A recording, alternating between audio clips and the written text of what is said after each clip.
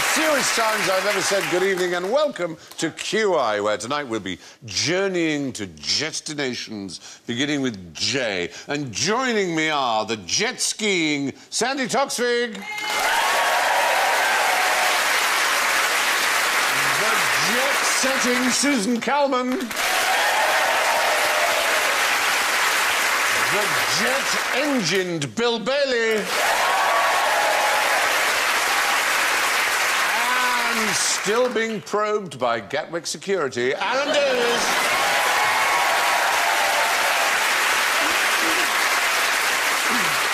Now let's hear your buzzers. And Sandy goes. Susan goes. Bill goes. And Alan goes. Try that again. It's never going to work, is Flooded it? it. Yeah, absolutely. Well, let's have an easy one to start with. Strictly speaking, where does the phrase chariots of fire come from? It's a film. Where does it originate? It's something to do with this. Where does the phrase originate? It's a quotation. It's a quotation. From what? Shakespeare. Must be Shakespeare. No. And, oh, those chariots of Well, fire. Jerusalem, the hymn Jerusalem. And, You fell finally into our trap. Finally! Sorry, it's the Slightly first question. embarrassing how long it took you to get the wrong answer. Yes, I did start by saying strictly speaking. Strictly speaking, it comes from a poem by William Blake called... Chariots of Fire. No. I'm ashamed of you. You must know the first line of... I must, but I can't be asked to tell you. And did those feet in ancient times. Thank you. Finally we got Oh, that. I know that. Yes. That's the name of the poem from which the line Chariots of Fire comes. The tune is called Jerusalem, and it's referred mistakenly as a hymn. Thank you for starting in my key. Upon England's Come on! Bring, oh, clouds unfold. Yes, really what I'm after is, what does it mean? What? And whose feet? And did those feet in ancient times appear on England's mountains green? Whose feet? Jesus, surely. Right. Yeah. So what is the story of Jesus coming to England? Is there a film about it? Yes. And then Not to my knowledge. Well, then I'm in The trouble. holy... As they say, this is what people say now when they don't know the answer. They say, I'm out of my comfort zone. You have been Modern the euphemism. equivalent of sitting on spikes for the last 10 years, Alan. Yeah. Yet to discover your comfort comfort zone. OK, listen, there is a legend that Jesus came to England. Yes. And did those feet, i.e. those feet, his feet, in ancient times. Yes. And he was said to have gone to a particular place.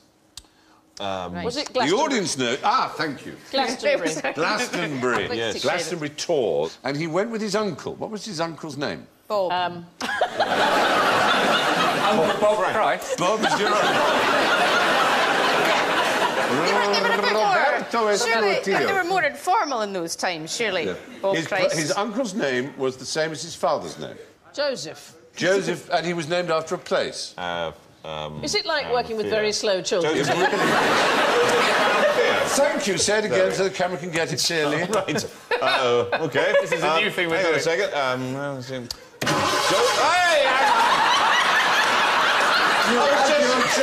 was composing my face. Joseph of Arimathea. No, I said it. I said it. Joseph of Arimathea. I'm going to throw cold water at you both in a minute. Yes. Joseph of Arimathea. Now, right. Joseph of Arimathea. It was the first ever Glastonbury Festival, if you will. It was, that yes. Jesus supposedly came with his uncle, Joseph of Arimathea, who is mentioned in the Gospels. Right. Although, it has to be said, Arimathea is only mentioned once, and that is in relation to the place Joseph came from. No one knows where it is, where it was, where it could have been. Anyway. Could have been a falafel tent.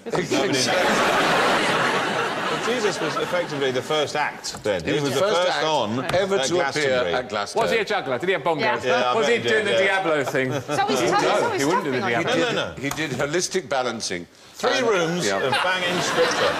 All right, OK. So there was a myth Yes. that Yeah. Jesus and Joseph of Arimathea kept... Supposedly, Joseph of Arimathea was after tin. And he came with Jesus, and he went to Glastonbury tour, and there's a tree. Isn't there, the Glastonbury tree? So both the Glastonbury Did supposedly Mary come? was planted. It was the... Sorry? Mary, the mother. I just wondered if Mum came as well. I don't think she did. Boys' Jesus. weekend. We don't... Boys' weekend. Yeah. That's right. But I will give you 20 points each if you can mention the 2 other places that the myth says they went to. Glastonbury is one, Yeah. but they were said to have gone to 2 other places. Wait, I know this. Torquay. Because there's a group called the Aetherius Society. Right. And they Oh, believe... they're your neighbours, aren't They're my neighbours in Devon, and they believe that Christ appeared to them on the top of this hill. And the founder of the Aetherius Society said he was doing the washing up in his flat, and he heard a voice said, "You have been chosen as the planetary representative of Earth." So immediately he went, "Oh, right, I better do that then." And, So he left the drying up. left the drying up to and someone pushing else. away. Can I just ask how much Bill knows about washing up? Because you do it like you're typing. You did that for Yeah. washing up. That's how you do it, isn't it? Yeah. You just a little gentle caress of each Tap thing, it. and then it's And done. that to get rid of the plates. He eats his dinner off old keyboards. That's my life. Yeah. Anyway, the places were, in fact, Penzance was one, and the other was Falmouth. And I'm sure he had a lovely time. A pasty. Did he have a He pasty? would have had a pasty. Now, what can you tell me, as we were on the subject of Jerusalem, about the Jerusalem artichoke? Well, it isn't. It isn't what? From Jerusalem. It's not from Jerusalem, it's the right. That's absolutely correct. What else can you tell me? You said it's not from Jerusalem, isn't Not it? an artichoke, And is it? it's not an artichoke. Do you know why? It's just a lie. The whole thing's a lie. It's really annoying. exactly. Jerusalem artichoke. Not from Jerusalem, not an artichoke. You don't know where you are. The word Jerusalem is a corruption of what it actually is. We used to grow them dear in Lord. America. We used to grow, when I grew up in New York, we used to grow them, and they look like Well, sunflowers. Do you know, oddly enough, you say America, it is the only endemic, original, natural vegetable from North America. Is that right? There is none other. Potatoes come from Central and Southern America, as do tomatoes and chilies. There are some wild rices that come from Canada and North America, but that is the only... Isn't that bizarre? That That's whole extraordinary. landmass. Because you think of squashes and all those other things, Yes, but but they're not. So if it looks like a sunflower and you say... So Now did you say sunflower in Italian. Jerusalem. Girasole. Girasole. Gira, turn, To the as sun. in gyroscope, to the sun. Girasole. So, girasole. And girasole became Jerusalem. Oh, yes, Turn. it's the same thing. So we call it a sun because they turned to sun. And the Greek, I'd be very impressed if you know what's Greek for sun. If I knew what it was, you'd be more than impressed. Sun. But you know what the Greek for sun is? Helios. Helios. Okay, so helio is sun. Turn. Good work. Turn. Heliotrope. Heliotrope. Heliotrope is the right answer we got there. Girasole and heliotrope, and they all mean the same thing because it was noted that the members of the sunflower family following the course of the sun is That's the sun. right. A lot of lizards are heliotropic as well. Indeed, they are. Absolutely right. Because they're cold-blooded and they need the sun to warm them. Katie Price is heliotropic. She is...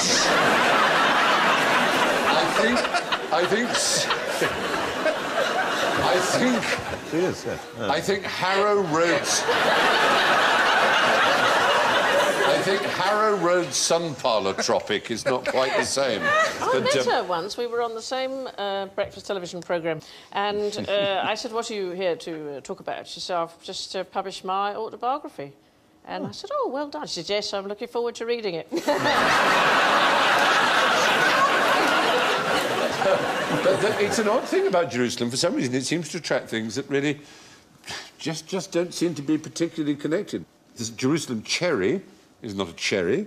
It's actually a poisonous nightshade. Wow. The Jerusalem cricket is not a cricket. It's another kind of insect. Bowls. Yeah. Jerusalem sage is not a proper sage. None of them is from Jerusalem. So essentially, you can put Jerusalem next to anything that isn't actually what it is, and then it just becomes fact. Exactly. So, I'm wearing Jerusalem glasses. and I'm a Jerusalem model. Yes. Mountain also has that. You've got mountain lions. The mountain cow is, in fact, a... Katie Price. What a pity. It's actually a tapir, one of those long-nosed Oh, yes, South American... yes, the tapir. Anyway, we're ready to move on. So, why might my pockets smell of fish?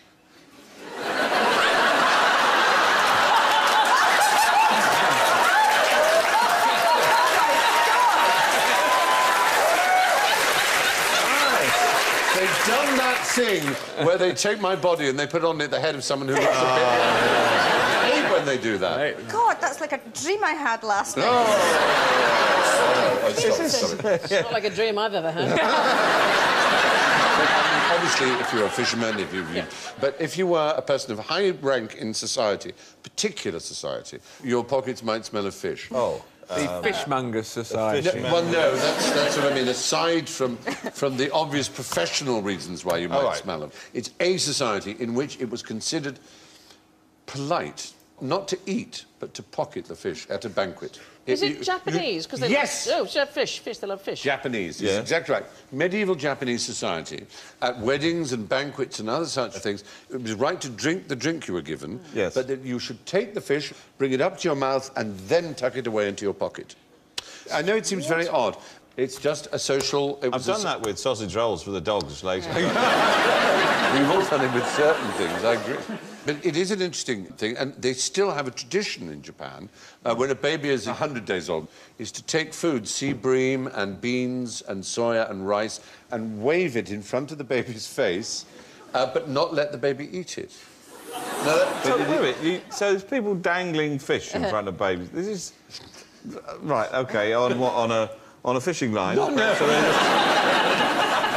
So from the food cupboard or the fridge, which in Japan would be filled with all kinds of different fish, as you can imagine. I see. Sashimi. Sashimi and sushi and all kinds of other such things. Right. Yeah, in fact, while on the subject of sashimi, what is the difference in sushi and sashimi? Sashimi is raw fish, and sushi is rice and yes, it's rolled in rice. Kind of thing. And the particular thing about sashimi is not just that it's raw fish, but that it's sliced as an angle. Yes, it's cutting. There's huge knife skills are incredibly important in Japanese cuisine. And this particularly used to be true in the medieval period. And in carp, for example, there were at least 47 different ways of cutting carp, which represented different aspects of human life or activity. For example, there was departing for battle carp. So soldiers would have carp carved in a certain way before they went to battle. Well, they weren't told they were going to battle. The carp was the giveaway. There was celebratory carp. There was taking a bride carp. Flower viewing carp. No. Oh. Warning carp. Look out, carp. Moon viewing carp. And so it was a very important part, obviously, of Japanese life, was the way they prepared fish. But it's a wonderful art, obviously, and it's a very popular cuisine now around the world. I have an amusing joke that I always say when I'm in a Japanese restaurant. Bring me a various selection of things to drink, waiter, and don't get all sake. Oh, yes. But what actually is sake? What is sake? Rice wine. Rice wine, you said, Alan. Yes, rice wine. Alan came in first with rice wine. Eat it! It is not rice wine. It is... No. Is it from Jerusalem? The word sake simply means alcoholic drink, but the sake we think of as sake is, in fact, a kind of beer. The word they use for the drink we call sake is nihonshu, which means Japanese liquor. Nihon, as in Nippon. Nihon. Anyway, originally, people would just chew rice and spit into a large container, and the enzymes from the spittle would cause the breakdown of starch into sugars, which would cause the fermentation, which would make the sake. So it is actually a strong beer, not a wine. A wine is a fruit-based drink, usually grape, obviously. What other kinds of particularly Japanese things can you do to food, make it Japanese? You can put it in tempura. Yeah. Tempura. Funny you should say that, because tempura was actually introduced to Japan. And I will give you 10 points if you can tell me which nation taught the Japanese to batter things, which is essentially what Scottish. tempura is. You'd think, wouldn't you? You would think. Surely there's a ginger-haired man somewhere. I mean, one of those medieval scrolls. You just would going, deep fry that. yeah. That'd be magic. It really would. Have we got any eggs? Oddly enough, not. No, it was the Portuguese. The Portuguese. They also gave Vindaloo. The name Vindaloo is originally from a Portuguese origin, from Goa. Yeah, and I thought that was a French... Vandaloo, toilet water. Goa, as you know. But there you go. Anyway, so lots of interesting things about Japanese food. Now, what do people in Java use for a quick pick-me-up? Now, Well, That's a happy-looking man there. Not going to say. go on. No. okay, come on, in for a penny. Go on. What was it? You are so canny. Coffee. Coffee does not pick you up. You may think it does. If you drink coffee regularly, you get withdrawal symptoms, and all coffee does is put you back on the same level that a non-coffee drinker is on. It doesn't speed your reflexes, doesn't help you concentrate, doesn't do anything. It can cause anxiety. Yeah. That's the worst of it. shocker. I It's a don't kind know of it. wired anxiety, but what it isn't is a pick-me-up or an energizer. Stimulus, in that It's way. not a stimulant in that sense. And in fact, what most scientists recommend is you either drink coffee regularly, in which case you satisfy your body's need and withdrawal symptoms, or you don't drink it at all. The problem most people who have They're not getting on, with are coffee is when they suddenly go on a bit of a coffee jag. They go to a country that does very good coffee, so they have a lot of ristretto or whatever in Italy, and then they come back to it and then don't have any, and then they have one again, and that's what screws you up. Anyway, yes, my dear. Cocaine. I think you probably know that in Indonesia, the price for drug trafficking or being found is quite essentially death. There is a strange habit of doing something which is supposed to pick you up, supposed to cure you. What happened was somebody tried to commit suicide because they had an illness. So they laid themselves down in a particular place in order to try and end their own lives. What, Railway like a... line. A railway line is the right answer. And they suddenly found that their illness went away. And this caused a rash of Javanese people lying on On the railway railway lines. lines. How irritating. Yes, like so. Very irritating. The joke is that the power comes from the overhead lines. There is no electricity in the rails I at all. don't know that. So, but I've never seen anyone look more serious than the woman in the middle. Yeah. That's fantastic. so presumably the pick-me-up part depends how fast the train's going. Whenever I see women like that, I always want to have a moustache and twirl it. That's it. Like a proper melodramatic Yeah, villain. just with a cape. And just, curl your moustache. And we know the music that goes with it, don't Yeah. we? There's that, Yeah. Sign and That's the same as the washing up. yes, it is, yes. Multitasking. There is no I could be washing up, I also... Washing up whilst tying his wife to the And now railway. Tom Bailey on the very liquid. Oh, tricky one, cheese grater, tricky one. Cheese graters, they're tricky. They are. What? No. No, your fingers. You use No, a brush. I take them to the car wash, hold them out the windows. Let their brushes take the strain. Anyway, there's another thing they do in Java, which they do in other parts of the world. Dangerous sport involving trains. Do you know what that Chicken, playing chicken, running Not in front quite of playing Running on chicken. the roof. Running on the roof. Roof surfing, as it's known. There you can see. That's not so much running as having a picnic, really. There are so many of them. What they started to do was suspending, just at human head height, grapefruit-sized concrete balls, so that people would just bang, bang like that.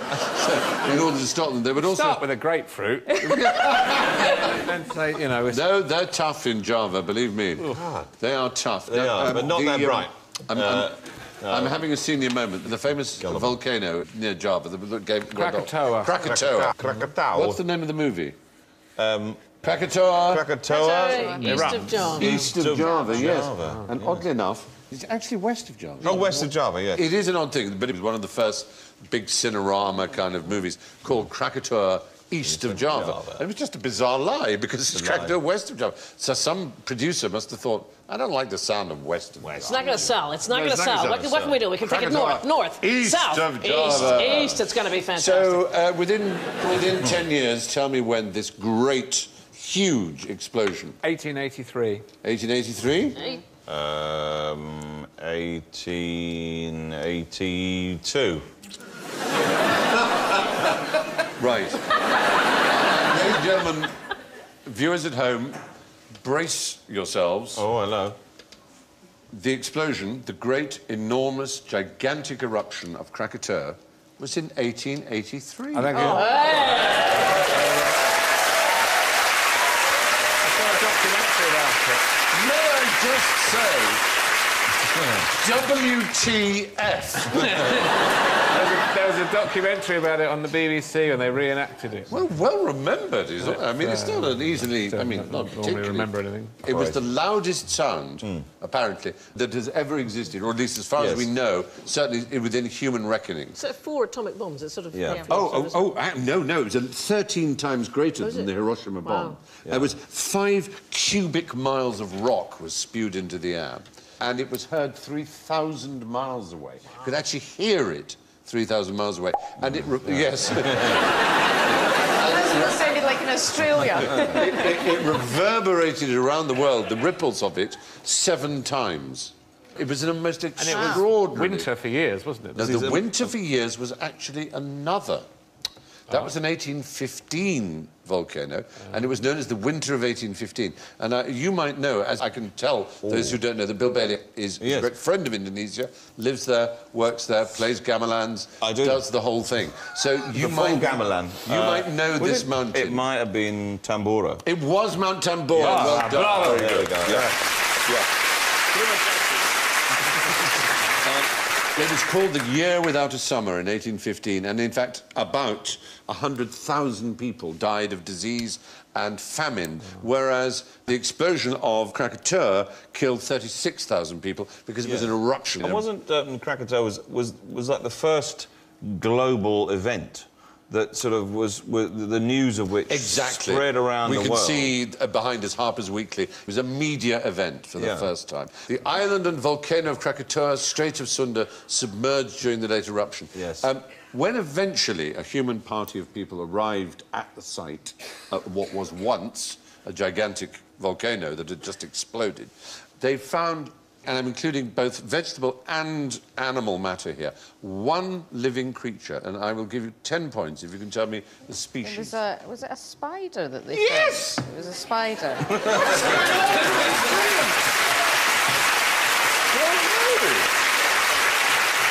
Absolutely marvellous. Everybody's on cracking form here. You really are doing superbly well. Was the spider going... Oh, it's hot. It was indeed. It's using 2 legs at a time. Anyway. Like this. So it was doing the washing up. Yes, it was. It's the Jerusalem washing up spider. I don't know if you knew that. Anyway, moving on. So, what was the most hurtful thing Rambo's boyfriend did to him? Right. him? I've seen this film. It's a bootleg. It's a very different film. Rambo's boyfriend. Well, I'm being very naughty. Of course, the picture is being very naughty. Yes. When I say Rambo, I really mean Rambo. Rambo. So when I say Rambo, who do I mean? You mean, of course, him. Who is he? He looks off his head on. Somebody French. Arthur Rambo. Arthur Rambo, who was... No, he was a great writer. He was a poet. He was a great poet. Yes. But he was very rare in as much as we're used to Beethoven and Mozart and other musicians being extraordinarily prodigious at an early age. It's very rare for a poet. The greatest work that Rimbaud wrote, and he was a great poet, was between the ages of 17 and 21. He was extraordinarily beautiful. According to a school friend, he had eyes of pale blue irradiated with dark blue, the loveliest eyes I've ever seen. He was a brilliant student. He won a regional poetry competition in spite of sleeping through the first 3 hours of the exam. At 16, he ran away from home with no money. And then between the ages of 17 and 21, just 4 years, he had this extraordinary flowering as a poet. But in doing so, he shared his life with someone. He had a passionate, tumultuous affair with... ... Katie Price. His dates were 1854 to 1891. So he died in 36, 37. And he was of a homosexual A child persuasion. prodigy, he was gay. Oh, well, I don't know anything about those And people. in fact, there is a plaque, a blue plaque to him in London, where he shared a shortish time with his lover, who was also a poet, a famous poet. Oh. Gérard de Nerval. No, one vote. Gérard de Nerval was a fascinating man. He was. Very much enjoyed As the you way know, you said that. Je suis le veuf. L'un compte. And he also Le ténébreux. famously had a pet lobster, Gérard de Nerval. He did indeed. Who we used to take for walks on a lead. Vite, vite, monsieur! Monsieur Clicky! Stay with it, stay with it, stay with it. Allons-y! Stay with it, because it's good. Because Non! J'ai pas viré! Non! Allez-y! Tu as mangé quelque chose? L'eau! S'il vous plaît, l'eau! Non. Non, pas de l'eau. Non, de l'artichoke de Jérusalem. Oh, bon.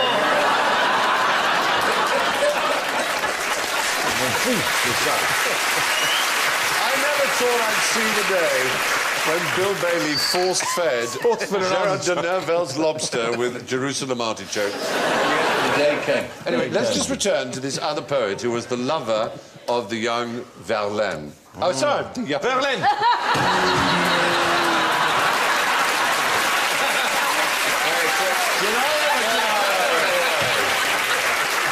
Now, there on the left is Verlaine, the one who looks slightly like John Malkovich. Oh. In the middle is the boy wonder, Rambo, and on the right is, I can't remember his name. That's Robert De Niro. It is Robert De Niro, yes, yeah. It is a bit, isn't it, on the right?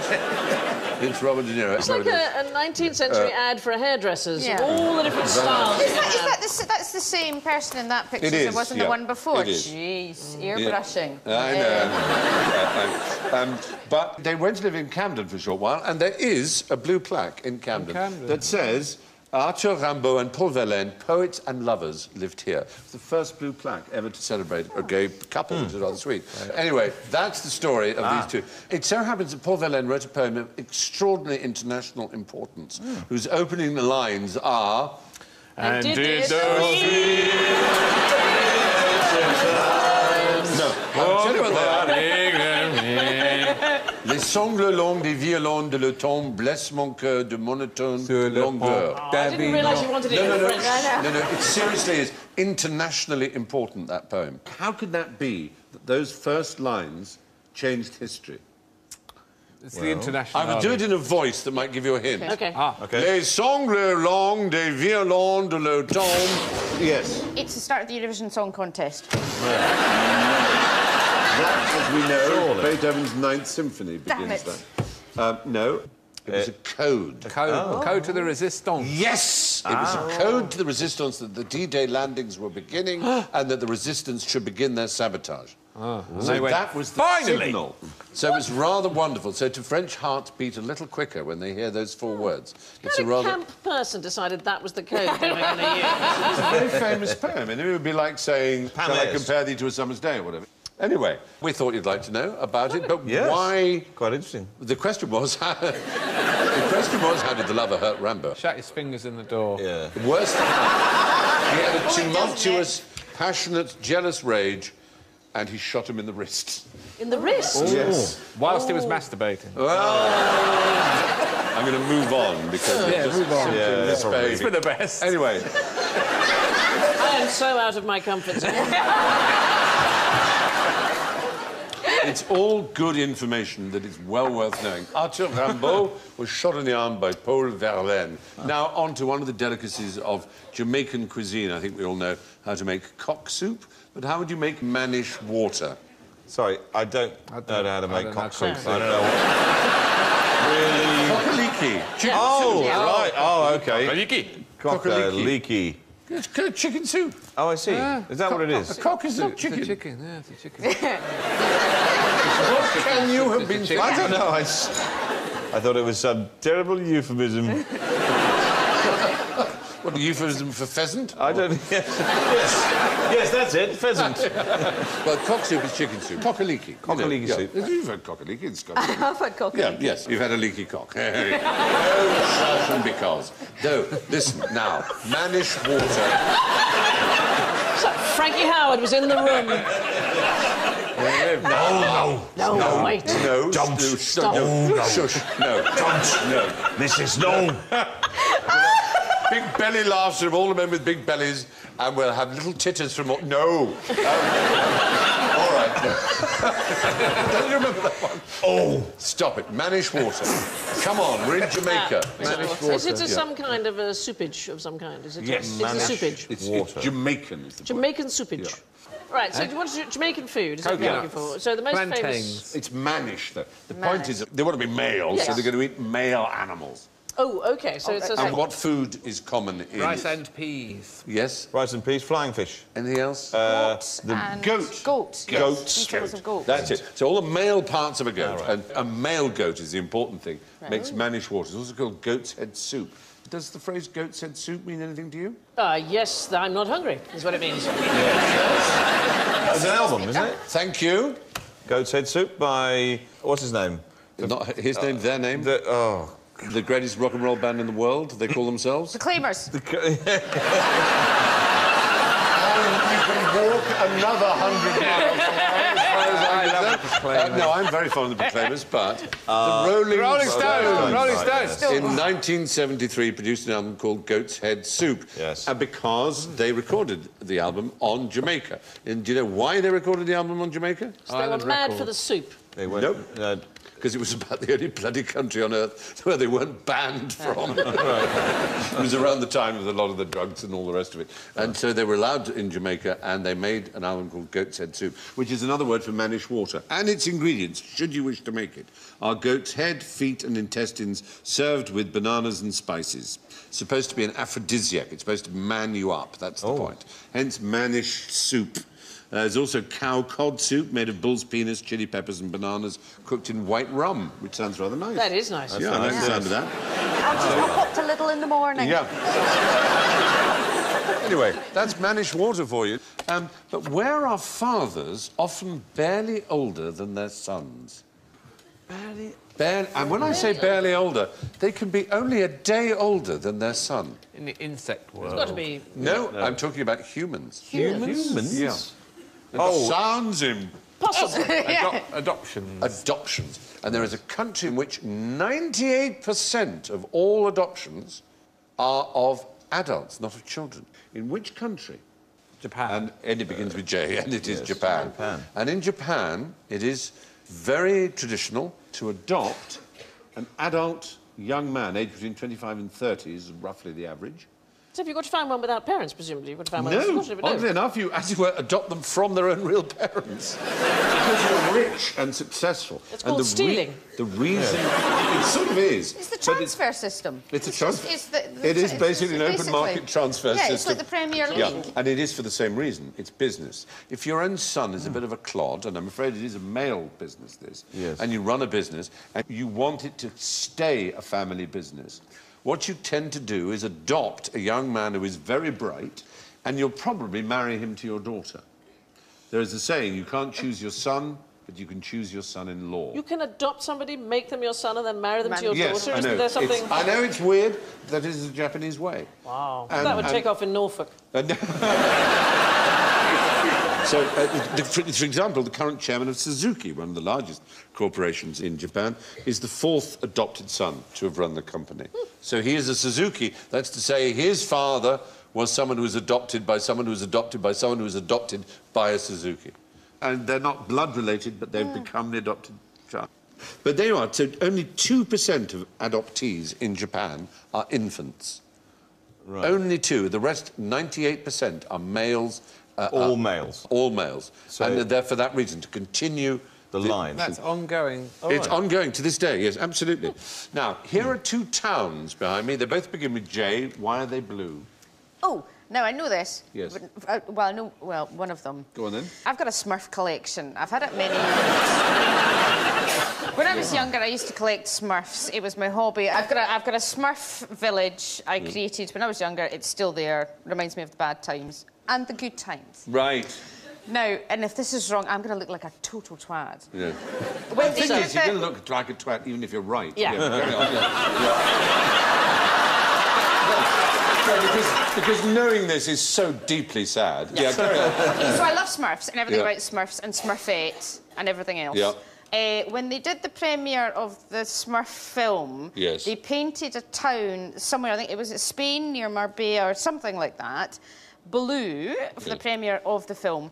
And then afterwards they said, we'll paint it back. And the residents had had such a lot of tourism, and they dubbed the mayor Papa Smurf, which he was delighted about, that they were having a referendum to see if they wanted to keep their town blue because they thought it was quite cool. And I think, because that's Smurf, because it was Smurf Town, which sounds amazing, because I love the Smurfs. You I like are it. It's that one on the 100% correct. Come on! Oh, wow.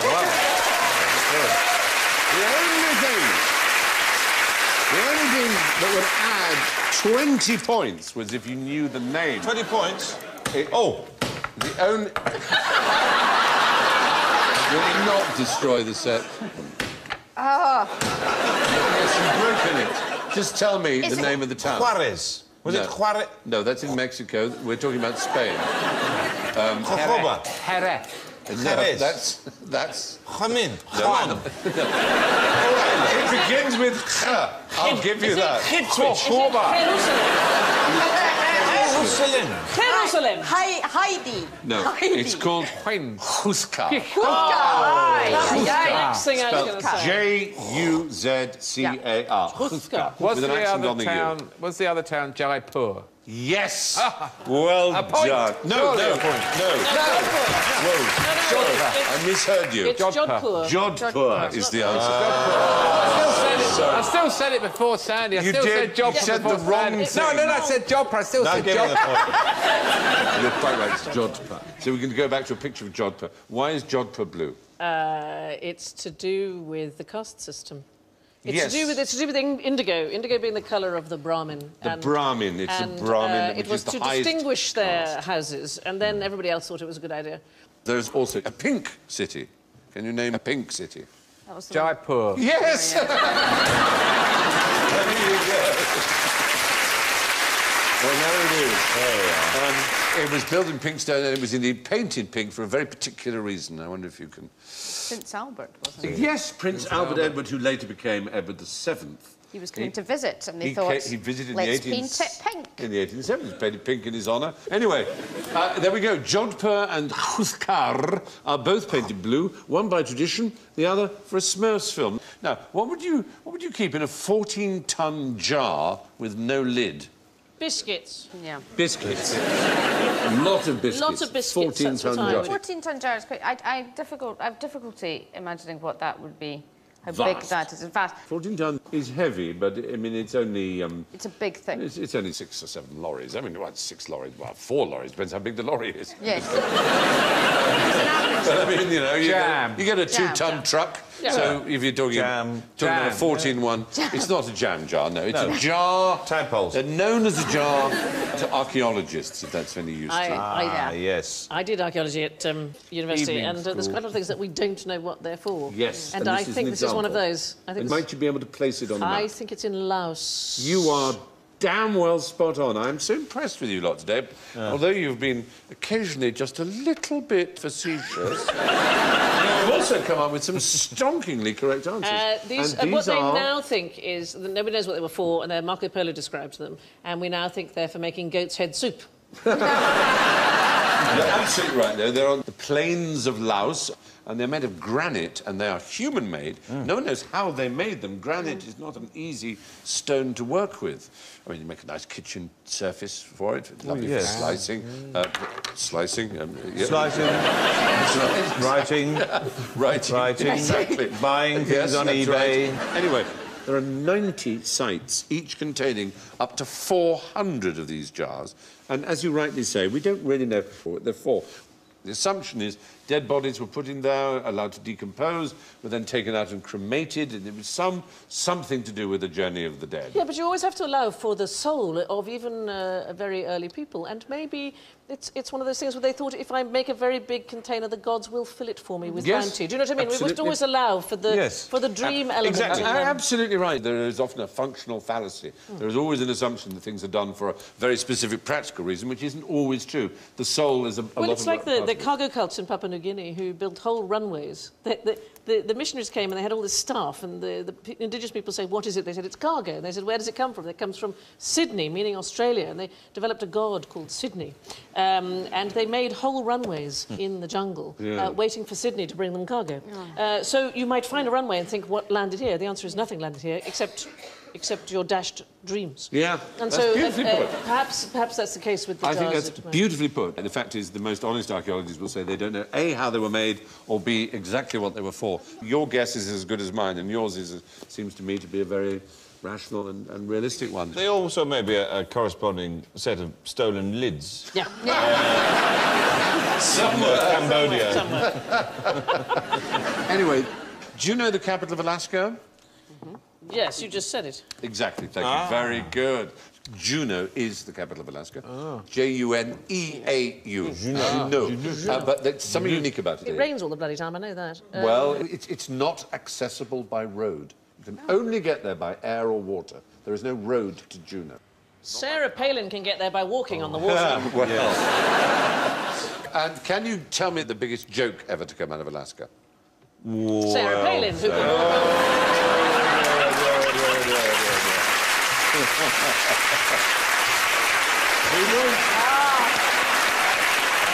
We're not forfeiting you that.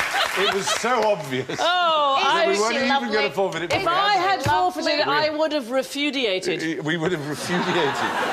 Anyway, the point is, there is actually a famous practical joke, an April Fool's joke that came out of Alaska. It took a lot of preparation and it was rather extraordinary. We'll show you a photograph that might give you a hint. I mean, it's not really going to be easy, but what's in the background now? This is a volcano-based practical Yes. joke, and it's one that I read about it, and it very much impressed me because if you do a practical joke, which is, cling film over the toilet, something simple. Yeah. Well, the person who did this practical joke... it's a good one. It doesn't work for women necessarily, because we tend to notice when we sit down that there's some... But for men, I tell you, it's a hoot. There was a volcano... and a gentleman, I can't remember his name, I apologise, decided worry. to try and make it seem as if it was erupting, so took loads of tyres and set fire to it, and then everyone came out of their houses and went, the volcano's erupting. Because it was so absolutely good. right. He waited 3 years till there was a clear April the 1st. He took kerosene and smoke bombs and tyres and he dropped them down the crater and set fire to it. But in 50-foot letters, he did say, April Fool, and he warned the federal authority. He called them up, but he forgot to call the Coast Guard, who did panic a bit. But it was, fortunately, all taken in the right spirit. And his name is Porky Bickar. Porky. Porky, that was his nickname. Porky. He was American, so he was called Porky. Porky Bickar. And that is, aside from Sarah Palin, the greatest joke ever to come out of Alaska. It is a good one. I have to say, it's I a am good one. very impressed again with your knowledge. And as it happens, that's the end of tonight's question. So let's see how our journey has panned out. Well, it's astonishing. Her first ever appearance on Plus 15, a clear winner, Susan Calman.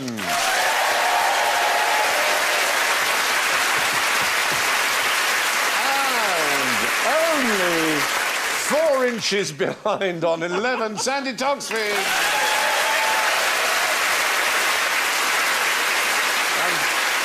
Impressively, the digitally endowed, still in the black, +4, Bill Bailey.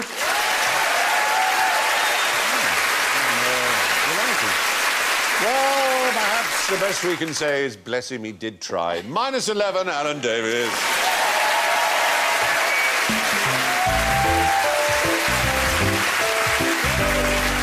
That's all from Sandy, Susan, Bill, Alan and me. Thank you, good night, and be wonderful to each other. Bye-bye.